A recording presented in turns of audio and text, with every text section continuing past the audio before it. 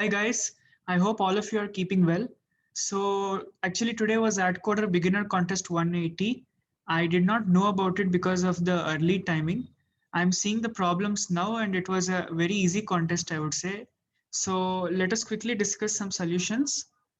Problem number A, there are n balls. We removed A balls and we added B balls. So how many balls do we have? This is a very simple maths. Anybody can solve it. Any eighth grader also can do it. So the answer is just going to be n minus A plus B. Even if you're a very beginner in programming, you can do it very simple. It's very easy, okay? So this was the first one. First one is always very easy only. Let us see problem B. Problem B, we are given n points. We have to calculate three values. This is a brute force problem. Manhattan distance is this, Euclidean distance is this, and some distance over here, maximum of the absolute value. Okay. So this is again a brute force problem. So just accept the values. So just accept the values in the array as the array. Okay. And some variable will be answer 1, some 2 variable will be for answer 2, and max will be for answer 3. So we need three values, right? So this is just a brute force problem, but the place where you might go wrong is this one, calculating this distance, because you have to answer, you have to output the answer as a double integer, is a floating point number. Okay. So in C++, there is something called set precision. If this is something new, it is very useful actually. And this is very simple actually. Just give set precision how many ever decimal places you want that you include in the brackets and keep the answer. So you have to do typecasting over here. You have to convert the answer into long double. The square root of this sum, you have to convert to long double and then give set precision. So like this, if you do, you will not get any floating point error and you will get the correct answer very accurately. So this is something I wanted to share with you in this problem, set precision. Okay. So this was again a very brute force problem only. Now let us see problem 3. This is even simpler, I would say. We have n cream puffs. We basically have to find how many can evenly distribute the cream puff. What they're trying to say is find all the unique factors, unique divisors of n. So we can just use the square root method. Okay, just keep a set over here. This question is telling us to print all the factors in ascending order. Okay. So 1, 2, 3, 6, ascending order. Yes, ascending order. So we have to print all the factors. To get all the unique factors, I will keep a set. I will keep storing all the numbers in the set.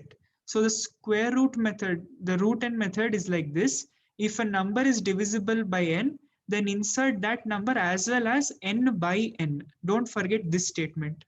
N by n also you should insert. Because if I is a factor of n, n by I is also a factor of n. I hope you understand that. So that is easy to understand actually, and I expect you to understand it. And this is very simple. Just keep it, store it in the set and output the set elements. That's all. So the only thing in this question was these 2 points. I is a factor of n, n by I is also a factor of n. So this was the third problem. Let us see the fourth one now. Fourth one, basically we have two values, str and exp. Initially they are x and 0. We have two kinds of operations. We can go to Kakomon gym and str gets multiplied by a, xp gets increased by 1. Otherwise str gets increased by b and exp gets increased by 1. And Pokemon, sorry, I don't know why I said Pokemon after maybe listening to this Kakomon. Okay, so some evolution will happen if str becomes greater than or equal to y. We should not let that happen and we should tell maximum possible exp we can get by doing any of these two operations. So it is obvious over here multiplication, if you keep doing, the number will get larger and larger and larger as compared to this. Okay, because after some time it will start going exponentially. Instead of going linear, it will start going exponentially. So what we will do is, we will just first we will do x into a. Okay, how much ever we can do, how many ever times we can multiply, we will multiply with a, and remaining times we will use second operation. So first we will use the first operation completely. Completely means what? Completely means these two conditions should be satisfied. After these two conditions are not satisfied, we will use the second operation. So I think this is where people will get TLE. You should write the condition like this. This should be the condition. This is the perfect condition. Otherwise, I am guessing you will get TLE because there are very big numbers. Computation will take time.